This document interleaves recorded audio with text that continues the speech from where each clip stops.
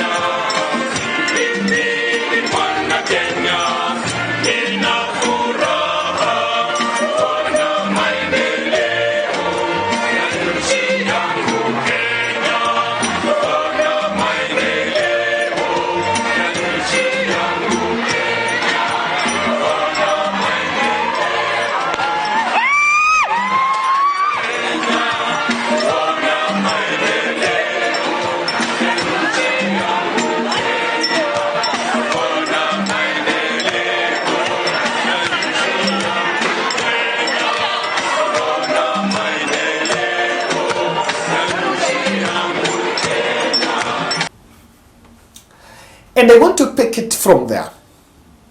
In Wafula Chebukati's presentation, leveraging on technology for increased election integrity. This is a topic, and I think this is something that Chebukati is the least electoral official to actually carry the accolades on this. In Kriegler report, he actually envisioned that progressive election, that every election are going to progress, progressive election, comprehensive technology in progressive elections was going to help us to achieve election integrity. But the carpet has been rolled, and instead of it giving us integrity, boosting the integrity of election, technology has been overused, or rather has been weaponized by the state powers, by the powers be, to kill integrity of elections. And I want to say for the record, Wafula Chebukati spearheaded 3 elections. That is, he was appointed in office in December 2016 and presided over the 2017 general election, the rerun, and the 2022 general election. All these 3 elections, and let me say the 2017 and 2021, all of them went to Supreme Court. And all of them, the point of contention was about the technology. I will play for you a soundbite of Maraga confronting the lawyers that were representing the IBC side about the issue of the biometrics. That was back in 2017. Themselves into looking at the documents we provided with them, they will better be able to actually help the court to come with a fair conclusion in this matter. For those reasons, my lord, we believe this application is misplaced legally, but most importantly, factually. Because what other orders will this court make when we have provided all the information? We have provided everything. Mr. Mwati, if I understand you well, is that all the information they are seeking is in the key, is the what? All the information we are seeking is in that 40 GB hard disk drive. Yes, so they should go fishing there. They should go fishing. They should go fishing there instead of fishing in the court. Yeah. My lord, with respect. And that is important. And we did that. We took the obligation of verifying this election very seriously. Yes, okay. One other question. You have talked of 96% of the voters who voted, yes, being identified by the KIMS kit. Yes. What does that translate to? Because I asked that because in one of the affidavits, there's an allegation that about, is it 1.6 million people could not be identified by the KIMS kit. So that is why I'm saying 2022, you cannot take 2022 a success story when we all know that to date, some electoral officials are out of this country. Not out of their will, Cherera and the team, not because they want to be, but because the system do not want to see them around. And so the issue of ICT, of electoral, of technology solving our election integrity, I think Chebukati do not have the audacity even to lecture us on this. Let's just face it. It is very true that the last general election we had, we used technology. And that technology is well known by Wafula Chebukati. To date, we still don't know. We just imported that technology. In 2017, election was thrown away. It was thrown away because of one thing that even made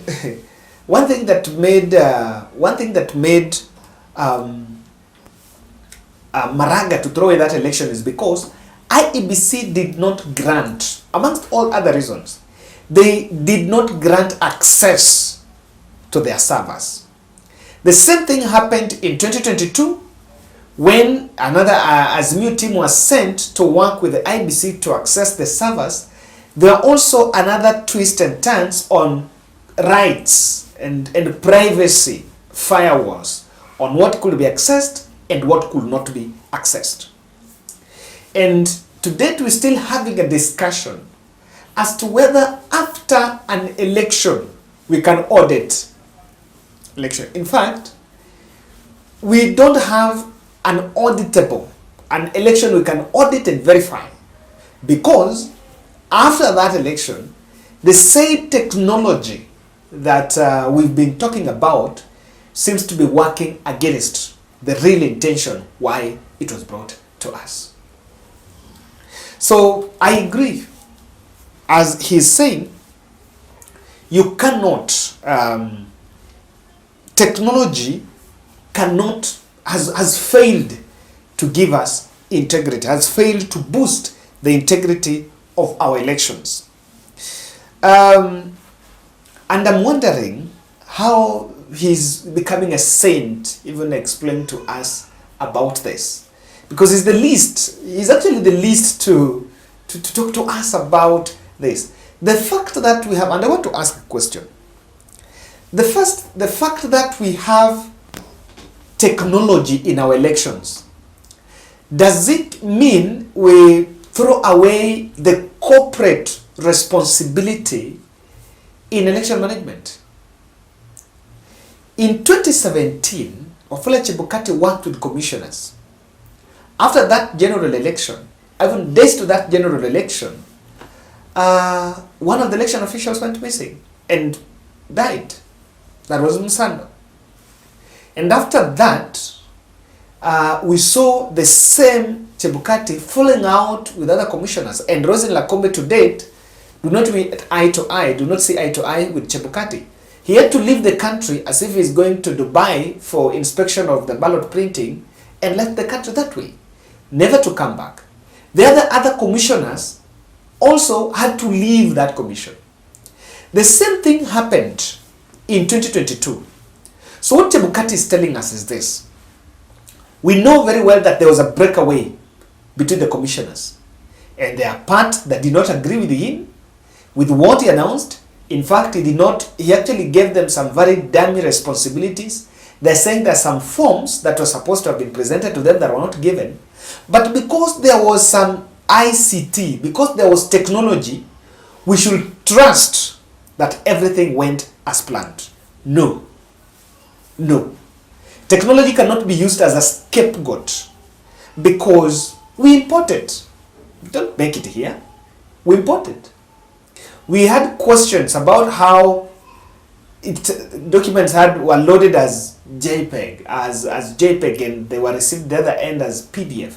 There's so many questions about that has not been answered. And from where I'm seated, I've always believed that the technology is one word that has been used to simplify what is, I think, high stake electoral crime. Yes, that's one word that has been used to ensure that people don't talk about the nitty-gritties. And I want to tell Chebukati why technology, the 3 elections that has spearheaded, has actually given us the real face of technology cannot give us election, cannot boost our election integrity. To date, I think himself, he will be in a position to give us questions. To date, the country is yet to know why some Venezuelans arrived in the country 5 days to an election with some marked Kim's kids. The country is yet to understand. And we were taken through, by that time he was the chairman, the country was taken through some wild goose chase. Then taking responsibility, we know them, but we had already printed, we already had our Kim's kids. And a controversy between the investigating officer and the commission on what those Venezuelans were doing in the country. And as if that was not enough, at the election petition, there were some other, there are some other illicit features in some of those forms. That is why the IBC, the Azimio team spoke about the Jose Camagos of our time. So to date, before you explain to us and lecture the nation that technology should boost, maybe failing to boost this and ending impunity, there is no way if the electoral body cannot, I think they failed to instill the confidence on Kenyans. Number two, opaqueness in the process of election. Because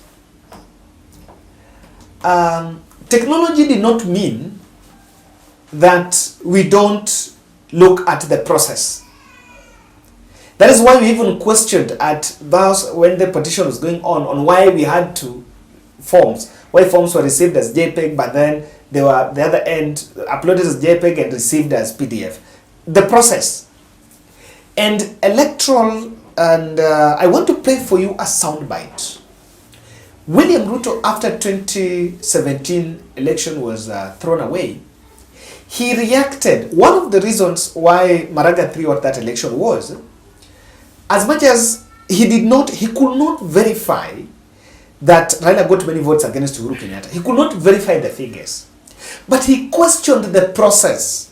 He said, election is a process. Election is not just about the final results.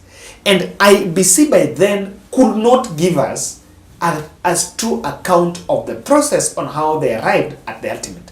They arrived at the winner.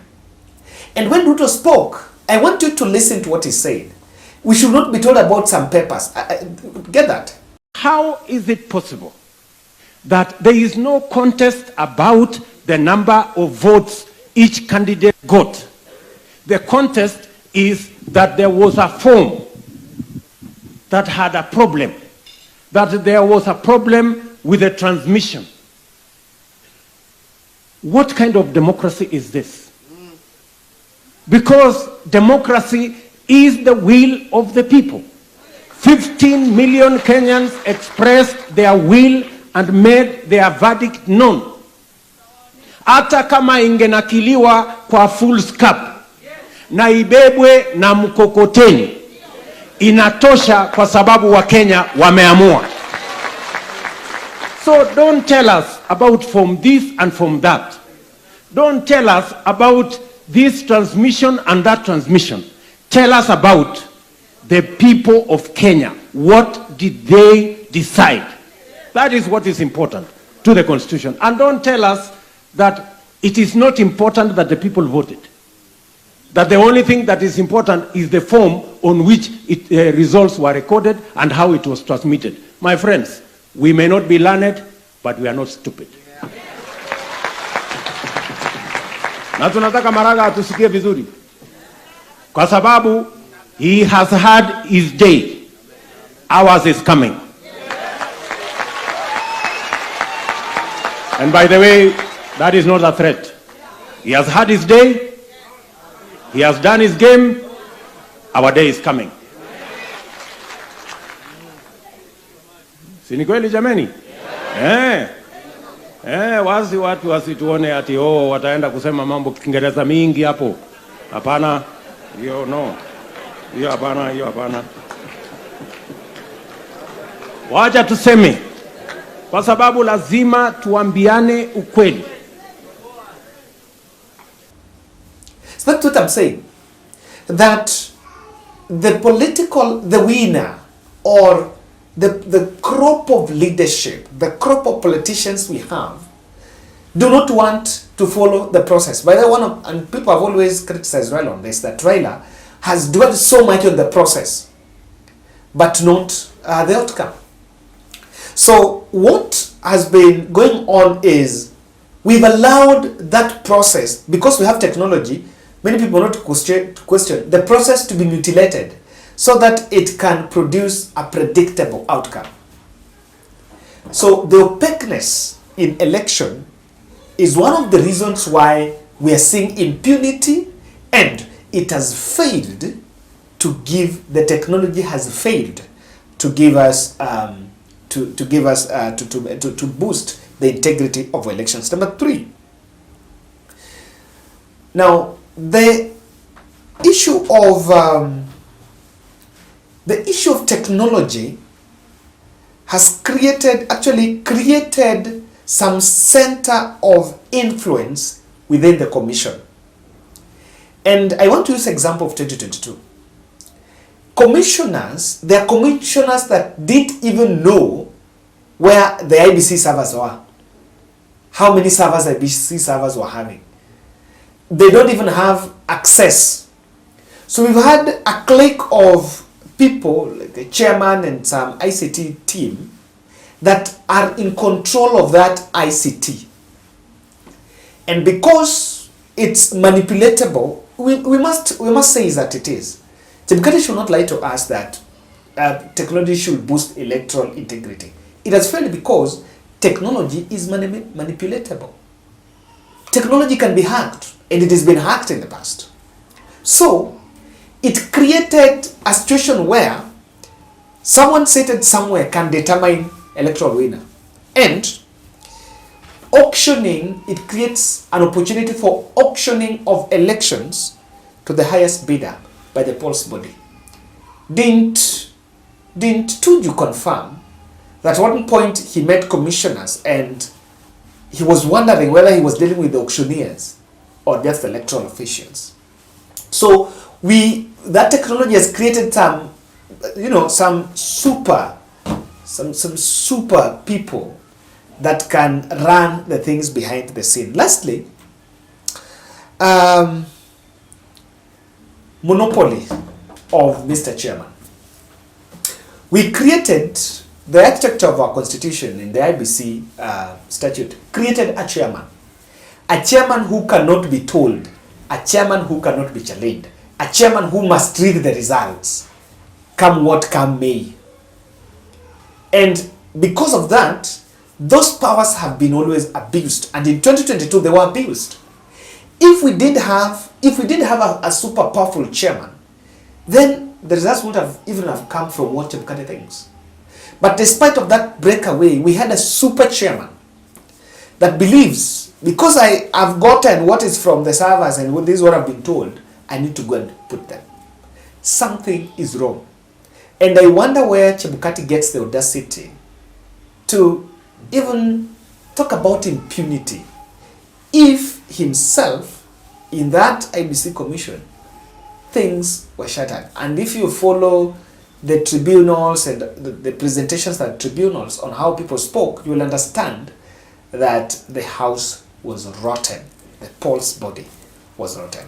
I don't think this is right. Thank you. If you are coming to this country, if this festive season you are moving your office items, you need a reliable company that shall guarantee you safety. That's why I recommend to you Topmark Movers from Nairobi to up country, or you're moving household items, you are migrating, you're locating from place to the other. Work with Topmark Movers. Topmark Movers are the best in town, and I can guarantee you that you won't regret. You will not lose your stuff. Topmark Movers, quality is everything. Contact them at 07 19 17 43 93 or www.topmarkmovers.co.ke.